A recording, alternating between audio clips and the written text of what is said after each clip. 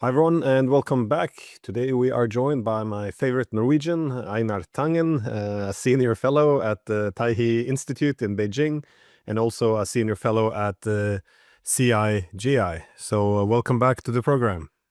Always a pleasure, Glenn. I am amazed, as I was saying earlier, at your productivity and the breadth and width of your inquiries. I don't take myself seriously. I take issues seriously, and I really appreciate the fact that you do the same. Thank you, I appreciate that. Well, the reason I really wanted to speak with you today is this massive changes as we see now. I would say a post-Western world being constructed, yeah, as we speak. Because as the US and its European allies continue to struggle with economic problems, unsustainable debt, the weaponization of economic dependence, it's becoming obvious that the whole economic system organized around one center of power, that is the liberal hegemon, as it's referred to, has come to an end already. And what will replace it? Well, we're now seeing the leaders of the non-Western world meeting in China. Ideally, you would also have more representative of the Western world. But they're now meeting in China to build this new post-Western international economic architecture. And indeed, most of the focus seemed to be on three of the fourth largest economies in the world in terms of purchasing power parity, which is China, India, and Russia, which have all come now seemingly more together than they have ever been. So, so the world is now trying to make sense of this and also assess the significance of what is actually happening. So this is why I really wanted your take. So I guess, to start off with a very wide question, what are you reading into the significance of this massive meeting we now saw in China? Well, it's been a long time coming. All the comments you made, I agree with. There is a deterioration, but kind of like vinyl and cassette tapes, they kind of appear like they're going away, and then they kind of come back. These are trends, but what we're witnessing now is really all due to Donald Trump. Many people here in China, and I've talked to people in Russia and other places, and they said the greatest gift to China and Asia has been Donald Trump. They could never anticipate anybody who, actually drive a new world order simply by his, kind of unilateral, no end game practices. If you had asked anybody 2 years ago if this was possible, everyone would have said, no, Donald Trump will never be reelected. A, B, this idea that he would alienate neighbors, allies, neutral parties, and then invigorate his opposition. People were thinking about it. So they said, "Oh no, he'll run on a domestic agenda. He'll, anti-immigration. We can see that, but he'll leave the financials aside alone for the most part because he's a market guy. He's a businessman. He's supposed to pay attention to that. And what if he did any of the things that, that we've seen him done. If he 2 years ago said, no, that's crazy talk. You just don't like Donald Trump. But the fact is, he has done it, and the repercussions are that countries are fleeing for an alternative. You send out 180 letters saying that you're going to put tariffs on countries. Why are you surprised that you're isolated? How is it possible that you can unilaterally reshape the world in the midst of the world going multipolar? It's kind of like that old story of the emperor who's almighty and he thought he could stop the tide. So he sat there demanding that the tide be stopped. And of course, he drowned. And this is, apocryphal in terms of where Donald Trump is going. So right now, that the negative side is he's pushing something which has been happening for a long time. It wasn't just under him. Biden was also, kind of a softer side of we will impose um, Western hegemonic values on the rest of the world. But it isn't working. The economics are there.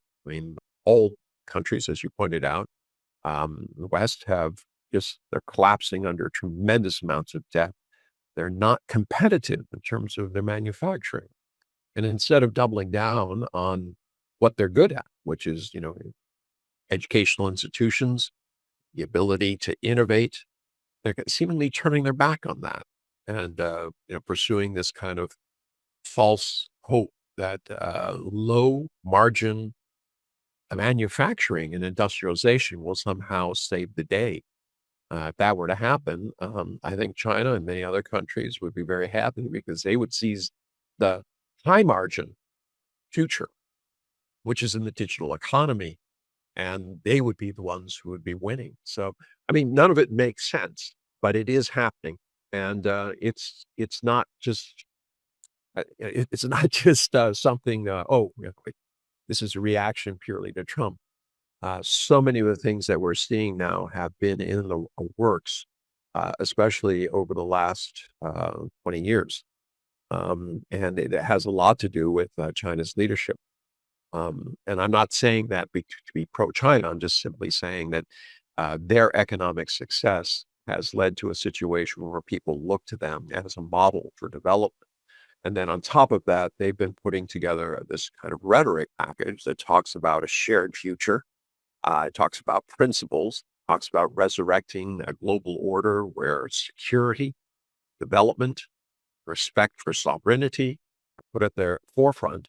That sounds a lot better than I'm going to tell you what to do and you better like it. And if you don't like it, I'll just take more.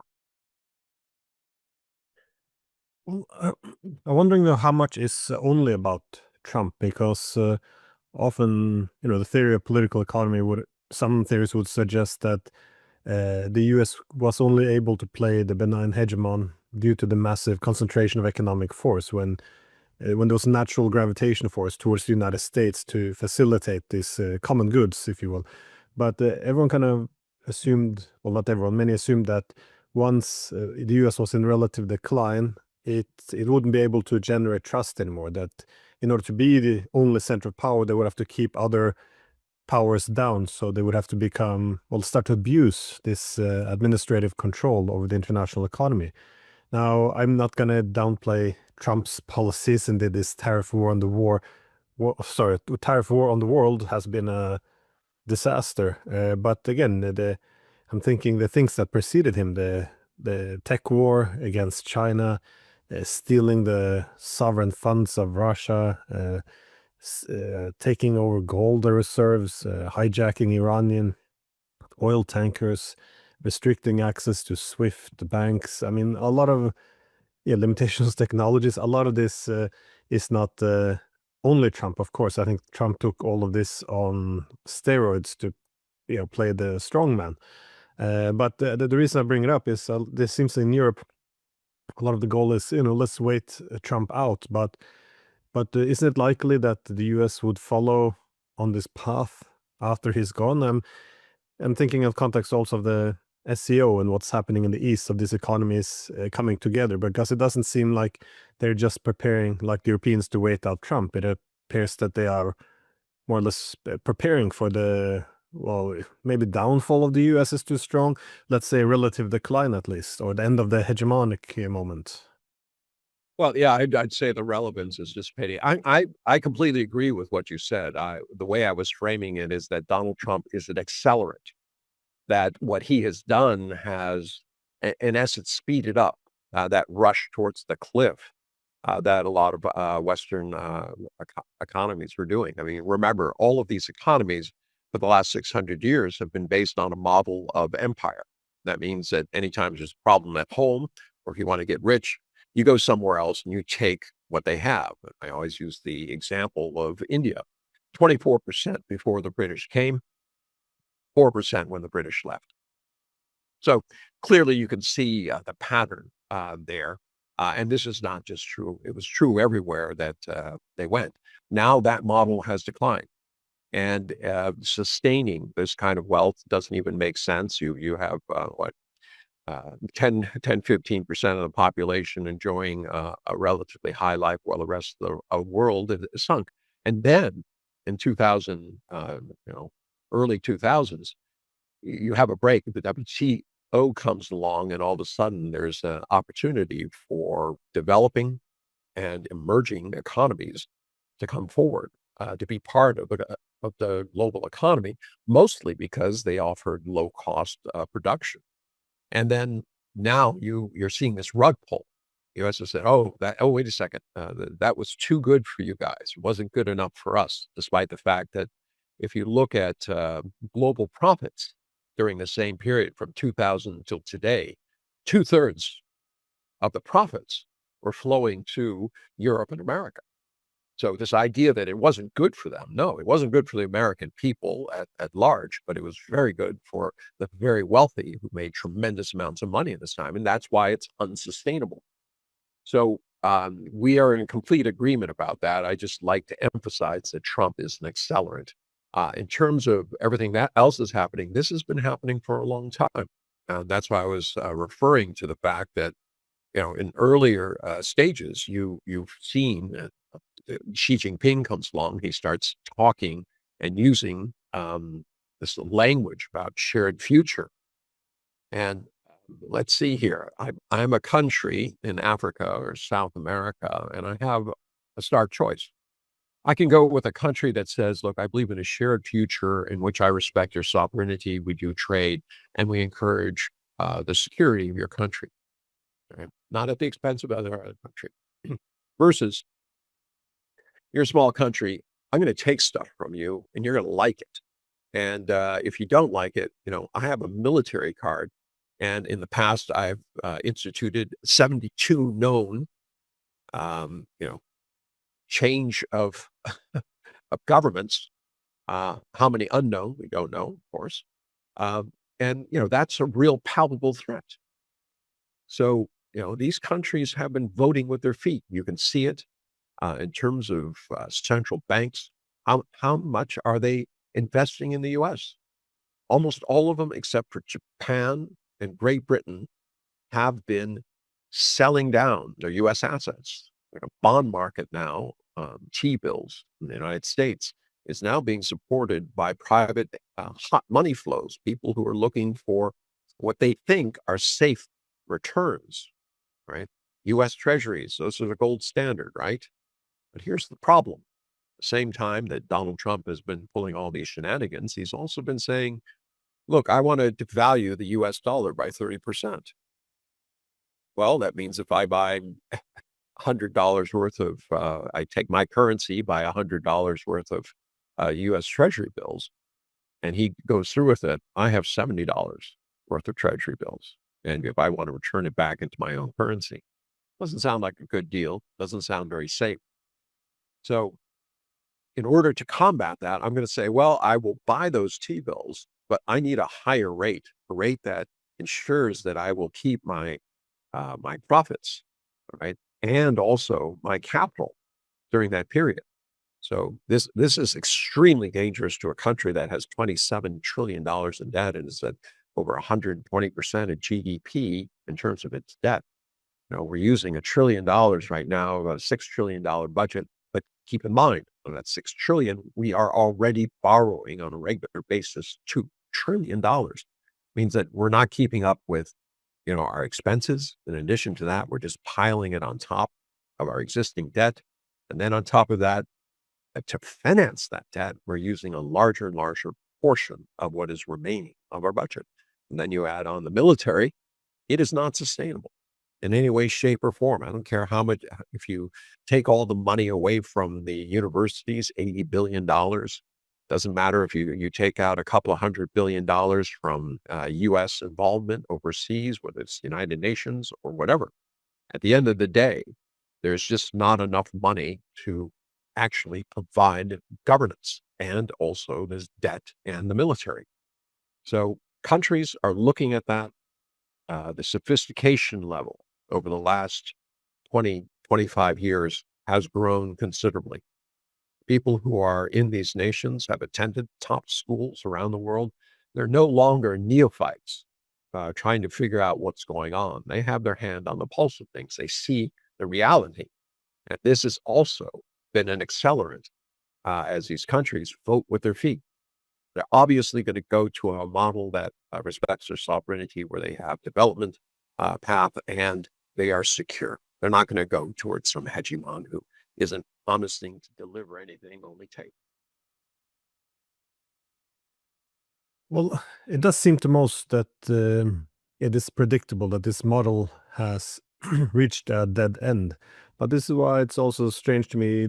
There's no doesn't seem to be much recognition of this within the West and the need for considering other alternatives. Because as you see now, the global majority meeting in China to try to rebuild an alternative economic architecture, the reactions from the West has been very hostile. The EU foreign policy chief, the Kaya Kallas, she said that this was a threat to the rules-based order. In the German media, one of the papers called this the summit of villains. So, because the liberal democratic West had decided not to attend, and so it's not legitimate unless we're there. The U.S. In the U.S. you had Trump tweeting out that they were conspiring against America, and later on he also said that without America the world would die. So, but does this have to be bad news for the West, though? Because if we do recognize that the current economic order is running into a brick wall at a massive speed, and we don't have any plan B that doesn't entail more debt and weaponizing economic dependence to stay on top, uh, wouldn't it be a better idea to join in, I guess, and participate in you call it restructuring of the economic architecture? After all, if the West isn't participating in it, it looks like what's going to emerge is not going to be very favorable to the West, at least without significant participation. I don't know. It's just if we look at the deals which were made, for me, one of the most significant, if not the most significant, was this gas deal between the Chinese and the Russians. This was a massive chunk of the Yamal fields in the Arctic, which was gas intended for Europe, which is now being redirected to China instead. It's just one disaster after another, and I just don't see, as things goes from bad to worse in the West, that what is the alternative to discussing an international economic system that isn't organized all around the United States? Well, everything you talked about, I mean, the economic gravity is clearly against the West and their idea that they can hold everything static and then it'll go back somehow to the good old days. The problem is internal. It's a psychology. If you believe that that the world depends on America, or that anybody who has a meeting that you're not part of are villains, obviously that has to do with your global outlook, your assumptions. So nothing changes in America or Europe until there's a change in the elites who are running things. And right now, we don't see that. You see clear challenges coming from the right. Marie Le Pen, although she's out, her movement is still going forward. You have AfD in Germany, and across the board, you have these conservative movements who are taking up the space that's being vacated by elites who seem completely out of touch with the fact that their people they represent are hurting, have no future, and yet they continue to support a system that is, as put it, running towards a wall or a cliff. So, yeah, no, I mean, I keep asking this question. So what's the solution? I said, there is no solution until somebody says, okay, I recognize what the reality is. When you're talking to somebody who's delusional, trying to be rational, doesn't work at all. Now, they would say this exact same answer. This is, Glenn and Einar, they're delusional. They believe in this kind of stuff that, it'll all work out. This is nonsense. The world needs adults in the room like Europe and America to run things, because these savages really, they seem like they've, progressed. But the fact is, they can't do it without us. All right. And I've heard that before. All right. And you'll hear it again until reality is at the door. There's, like I said, political changes, but those political changes will be costly. along with the right-wing parties, don't necessarily just bring happiness. They also bring a large part of divisiveness. They're against immigrants. They want to go back to conservative politics. Things that will, kind of curtail the freedoms that they say that they're currently denied. And this is an age-old story. So yeah, it looks grim until there is a real change in how people think about what the opportunities are. I mean, I was discussing this and like something my grandmother always told me came back to me. She says, look, creativity is seeing opportunities where others see obstacles. Right now in the West, they see only obstacles. Right now, the rest of the world sees opportunities. Well, I've often made that point as well with all this technological platforms developing out of China. You're having this Arctic corridor through Russia, land corridors. You have all these new things coming up with a lot of exciting opportunities. But it does appear that everything is seen through the prism of a threat, because all of this development, all these opportunities to form better relations, they all would result in, and at least entail, the recognition that the unipolar moment's done, that it's not the center of the world anymore. But at some point, it's not a choice. You don't have to recognize the world as it is if you want to make the best decisions. But I think what's often disturbed, at least in Europe, was there was a lot of excitement when the US used its economic weapon against adversaries, even though this would also reduce trust in the US-centric economic system. But what is a bit new under Trump, though, is using it so aggressively against friendly countries as well. That is, well, against the Europeans themselves, which they're very upset about. But I wanted to focus on India, because this, I think, was very significant in terms of what's happening now. They went from 25% tariff and then 50% against India, unless they would do as they're told, that is, buy more American energy, weapons, cut off relations with the countries America doesn't want India to trade with, now primarily Russia, and essentially make themselves excessively dependent on the United States, which would translate, I guess, into less economic prosperity and more political dependence. Not ideal if you want to be a great power. But how do you make sense of this? Because everyone knew that and had warned that the Russians were being pushed into the hands of the Chinese, which is not. I don't see why this would be a bad thing. I think it would stabilize many regions in the world, like Central Asia. But now, of course, the alienating India, which truly, genuinely wanted to have a balance of dependence, that is, to work with the Americans and the Chinese. They don't want to pick a side. And now they were strong-armed into going to India and going to China and trying to make peace there.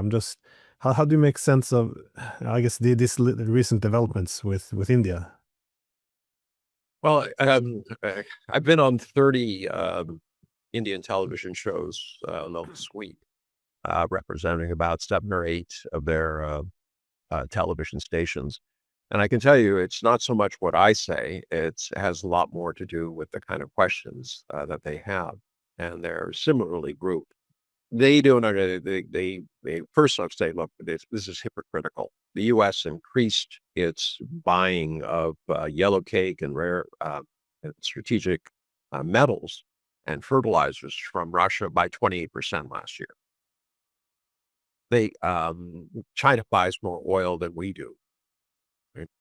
Europe is the main destination for the products, the oil products that we are refining and sending there. Turkey also buys oil. All right, so why are we being singled out? And this seemed to be a refrain. They cast themselves as a victim, and the problem is they don't know why. Jay Shankar has been, his son was with the Heritage Foundation, and that because of kerfuffle, he went back to India. He's an American citizen, but he's now running a think tank that is funded by Reliance, which is one of the big, powerful families there. He has always been very, very pro-United States, but not so happy with Russia. He was the ambassador here before. Anyway, for whatever reason, he saw India strategically linked to the United States, and that this would be the best way to play off what they saw as a regional neighbor that was growing very quickly, that was infringing on, quote, areas of historical influence that India had. And this is true, but rather than trying to engage with China, their mindset was, we will play a game. We will try to extract value from both the United States and also China. So flash forward, you know, first term of Trump, it was howdy modi. It was huge, crowds at Madison Square Garden, adoring fans, photo ops, all of this type of stuff. So when the second time came around, there were many, many people who favored Trump. They said, well, he's our friend. He's going to take care of us. This special relationship is going to go forward. Instead, Trump turned. Now, people are pointing to the oil, and that certainly helps a lot of the very wealthy families, Adani, Ambani, etc. But the real issue was this opening up the dairy and farm agriculture.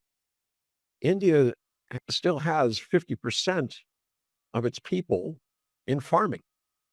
You take away their livelihood, there will be a change in government.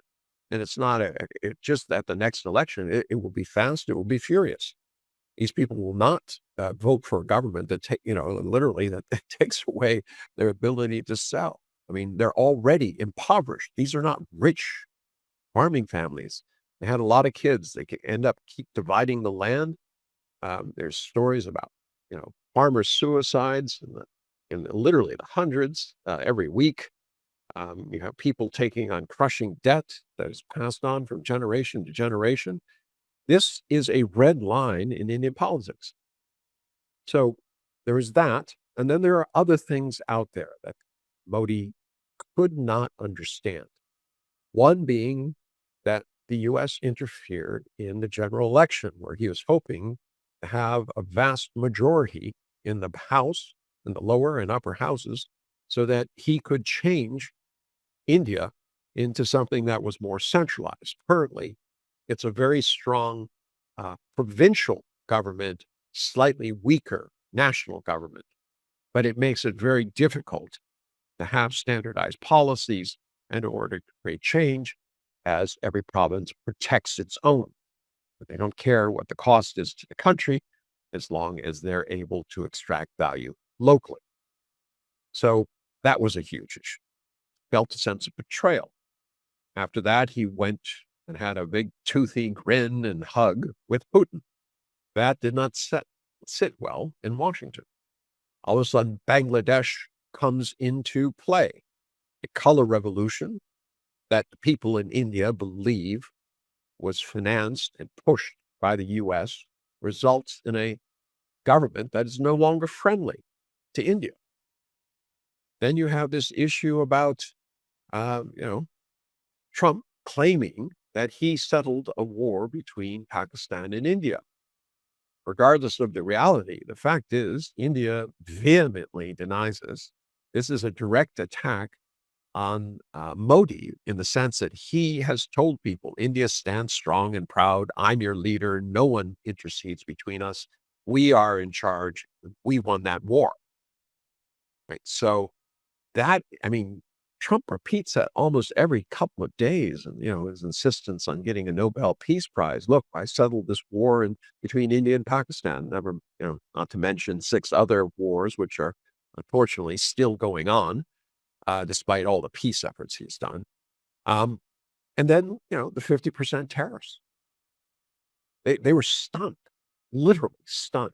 They could not figure out why the U.S. is attacking them, insisting on things politically that cannot be done, embarrassing their leader, and then looking like they're trying to drive him to the poorhouse. So, Modi originally went over there, and I talked to people, obviously, 30 shows.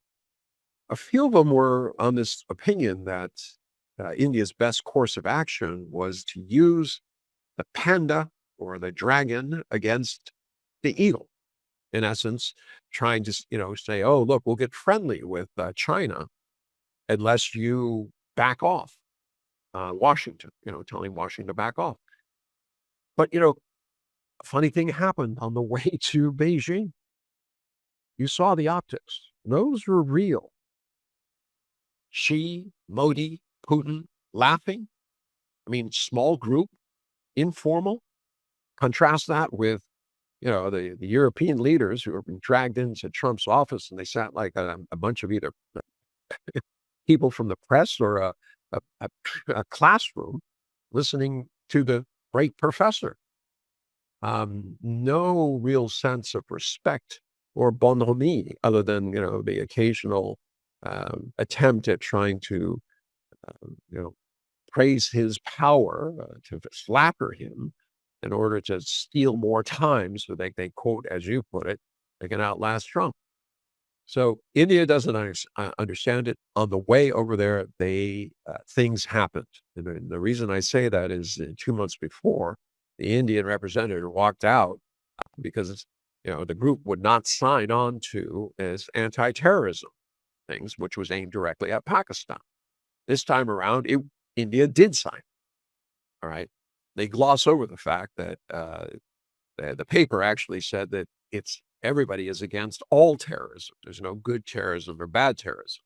There's been a lot of questions about the hypocrisy on the Indian side, because on one hand, they insist that what happens to Indians is an act of terrorism. But, in Balochistan, where many, many more people have been killed, including recently, a bus being stopped and 20 some odd men being executed on the side of the road, there wasn't a peep out of India claiming that this was terrorism. And in fact, one colonel tried to justify it by saying, look, what we do is good. What they do, has nothing to do with us. That's a bunch of freedom fighters. And, that has nothing to do with India. Trying to make this, what I call a spurious argument that there's good terrorism and bad terrorism. I don't agree. He obviously thinks otherwise. So the situation is very complicated, but you clearly see that India, if they went there with this idea that they were going to leverage Beijing to Washington as a kind of plank for Washington, that has probably disappeared. It also made a lot of sense. I mean, they had Indian side thinking, especially when they announced this huge gas deal. Literally, this is it's almost going to double what they currently have. They have 12 billion whatever's in one pipeline. They have 44 in another. This is 50. All right. It represents right now, Russia's around 12% of China's use. Why is that important to know? Because pipe gas is less expensive than gas that has to be compressed, put on special ships, sent there, decompressed, and then put into systems. Obviously, there's an energy cost to all that as well, in addition to the dollars and the specialized equipment. So pipe gas is always better. Now, by literally doubling that, if it happens, and this will take years to bring to fruition, there's a number of issues that are still remaining, and that goes to the economics of it.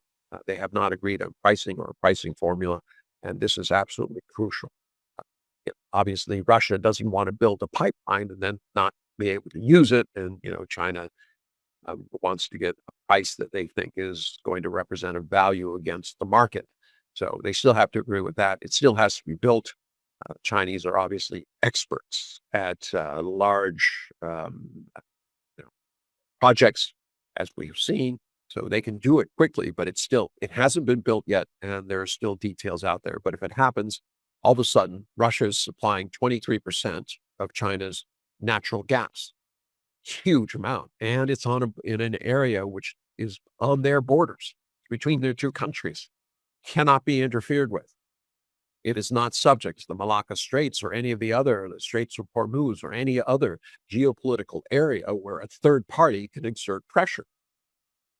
Very, very, very important. Now, Why did I say this affects India?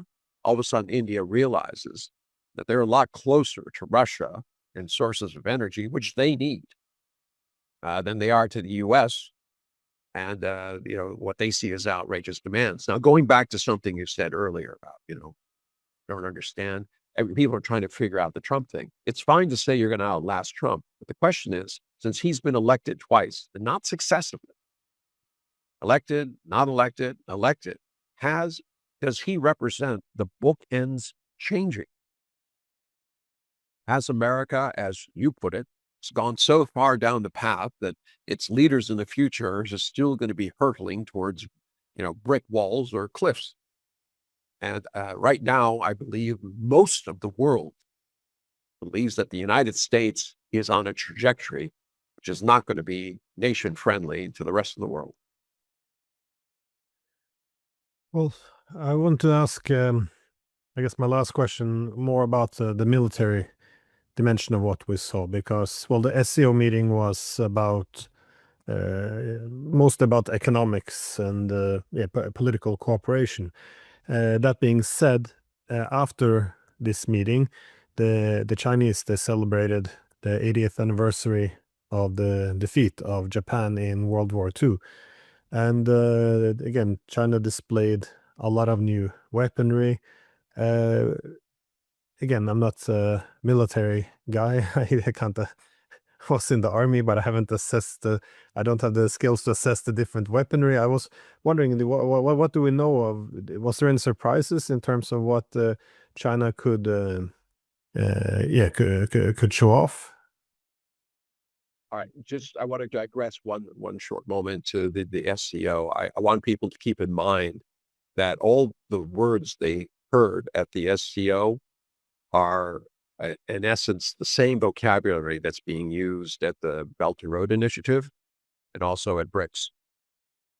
So when China also talked about this um, global governance initiative, that's the fourth leg that is dropped, because before they had the security, which I talked about, they had the development, but they had this civilization, which I equate to respect and sovereignty.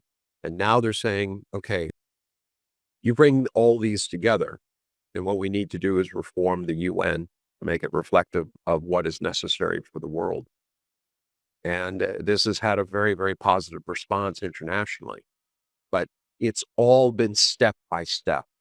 And you can, I started tracing back when these, the terms were being converged, where they were using these exact same words and phrases at these different institutes. And it's been about basically since time one, since they started talking about these initiatives, they have put a framework of vocabulary together, which they use. So this is very, very much step by step. They're going in a clear direction. And that direction is that the UN as it stands today isn't working.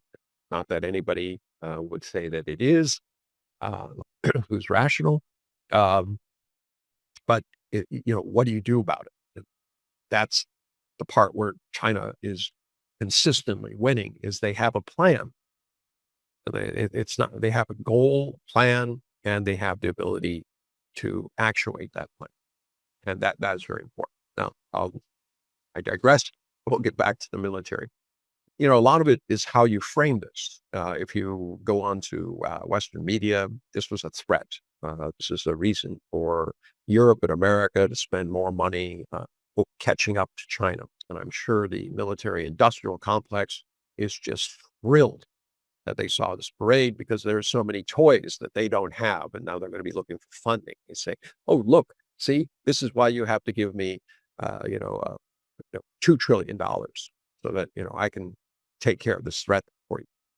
But if you start looking at it from China's perspective, after 80 years, after the defeat of a fascistic regime that killed 36 million people, now keep in mind, the total estimate of death was 100 million total from the Second World War.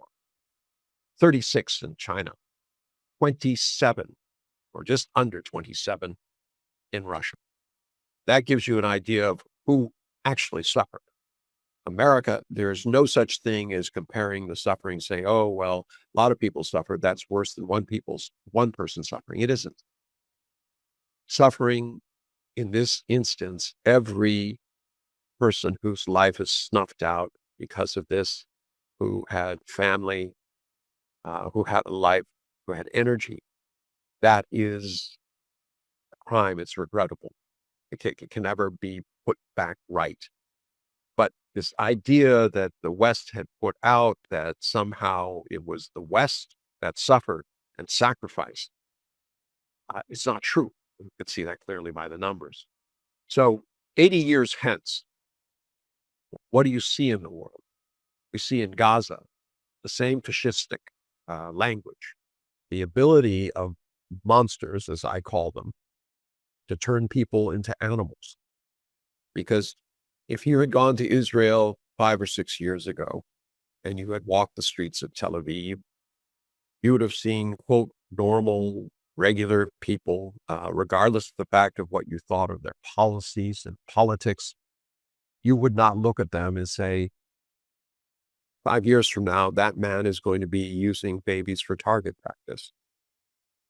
They're going to be throwing grenades. They're going to kill more journalists in 2 years than was killed in the preceding wars, including World War I, II, Vietnam, all the places in the world. No one could imagine that. So how does that happen? It happens because governments decide to dehumanize others, to get the general population to a point where they can say, oh, well, they're all bad. Killing them is the right thing to do. And how I killed them, the more brutal, the better. Maybe it'll teach them a lesson. Maybe they'll leave. But, that is what the anti-fascist war was about. Majority of people, over 84% of the people killed in China were not military.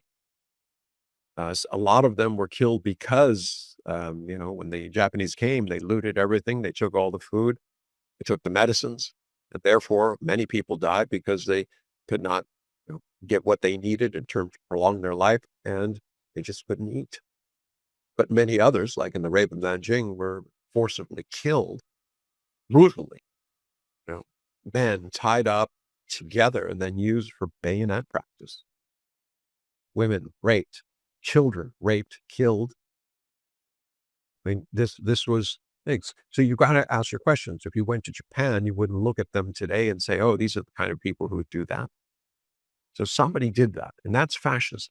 That is the real danger in the world today. So why am I talking about this in terms of the military parade? China was referred to as the sick man of Asia because it was easily conquered. We had a few hundred troops who marched into Beijing and burned the Summer Palace.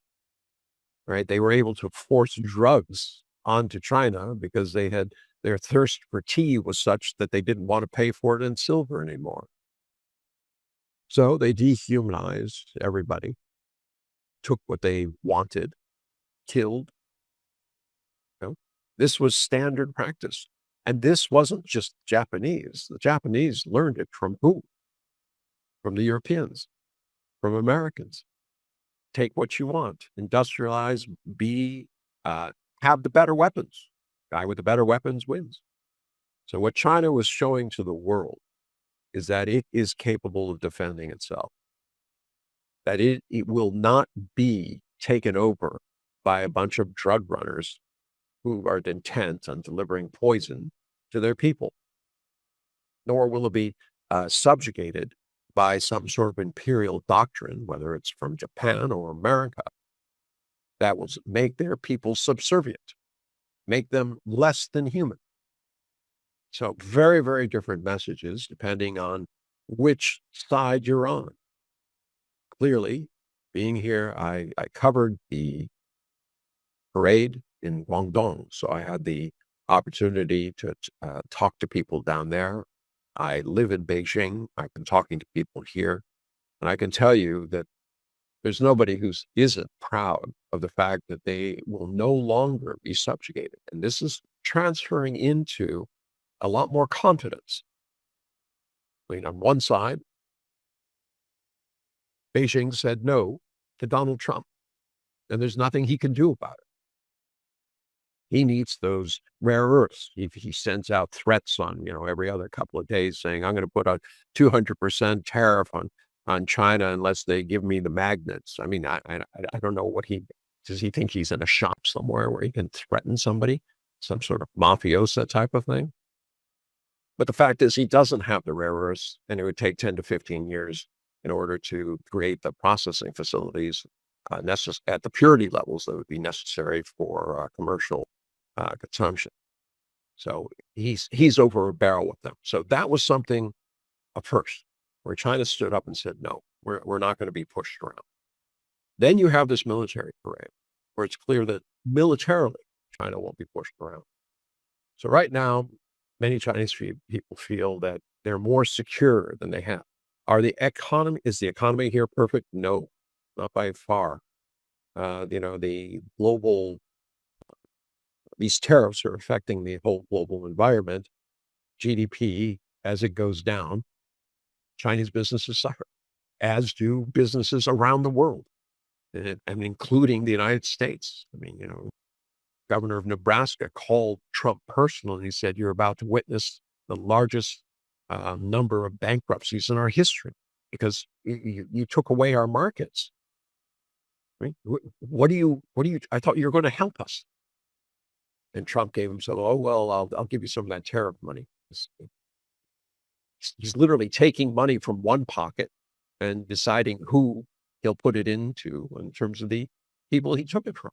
I mean, this is nonsense. Anyway, so when you start looking at this military parade and when people want to talk about, well, what can this, what can that do?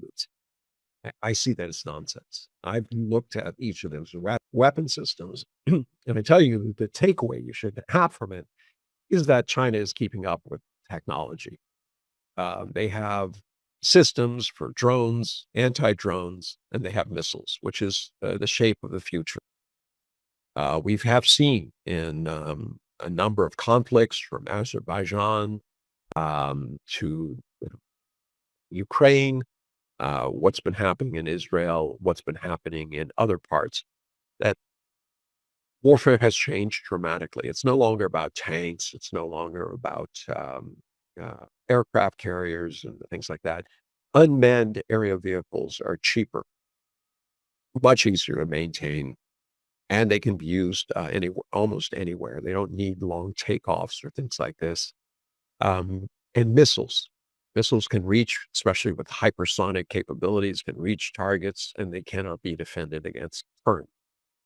So that's where modern warfare is going. China has shown that it has the ability to protect itself, that it's staying relevant, and that this is something that is giving a lot of confidence to the Chinese people. Now, there's always a danger that they follow the U.S. and try to say, since we're more powerful, we will use our power to gain and extract things from others. That's why I think the SCO, BRI, and BRICS are very important, because they signal the exact opposite. That China, despite having its economic and military power, is saying, we need a world that's inclusive, that is sustainable, that benefits all. Yeah, well, I know you referred to the drugs from the opium wars, which then led to the century of humiliation, which is very important still in the historical memory of China.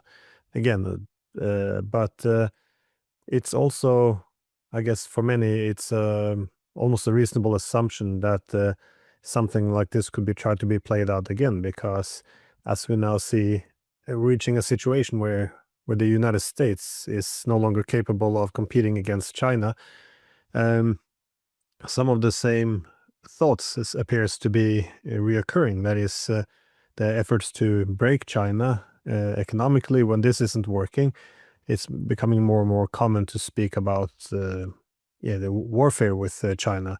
as the natural escalation if economic warfare doesn't succeed. So anyways, all the talk appears to be, when they look at the rise of China, is how can we prevent it or break it. We hear very, very little about how to learn to live next to China as an equal. So given this rhetoric, yeah, the modernization of the Chinese army then appears to be rooted a bit in common sense as well.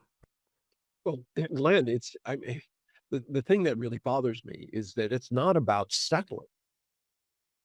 In America, we have assets, and Europe as well, in terms of our education. The new productive forces out there rely on human resources.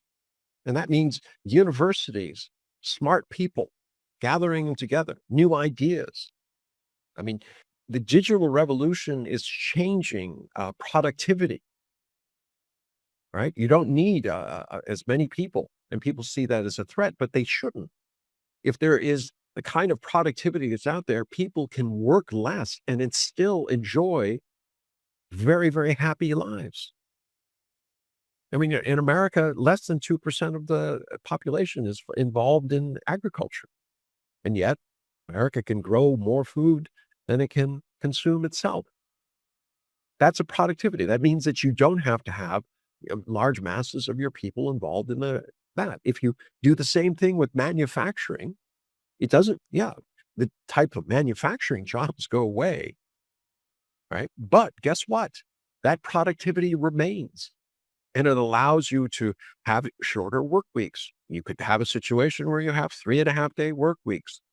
Everybody works. The economy goes on 7 days a week. You just work 3.5 days, and then somebody else works the other 3.5 days. And you can still enjoy more life, and you have more opportunity to spend, which helps the consumption economy. I mean, there are many, many opportunities out there, and yet all I see is the kind of negative stuff. The US, Europe have so much to offer. It's not a question of settling. It's a question of recognizing the realities, the opportunities. Remember, I talked about what is creativity? It's seeing opportunities where others see obstacles. And this is what really bothers me. If I see a set world in which I see no future, it will lead to conflict.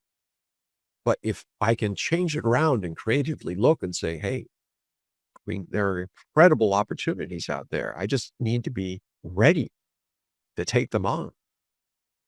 Wow, what a difference that would make. And I think that mindset, and it's being pushed by a lot of people, and say, no, this is a zero-sum game. We win or they win. There's no two winners. This is something that has to change if we're going to maintain peace. And I completely agree with you. China has been long concerned that the US would turn to the military option, as they have in the past, as they did against China. And that's why you saw this parade, why they were willing to. Most countries like to keep their military secrets under wraps. Why? Because they don't want to show their true capabilities in case there is conflict.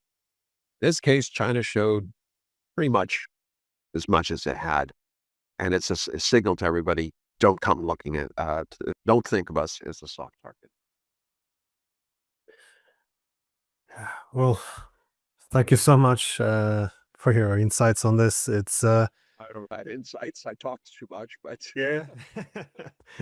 Well, it is incredible the extent of changes which is happening. I was thinking mostly, the economic sphere, but the world is spinning ever faster, it seems. And in terms of the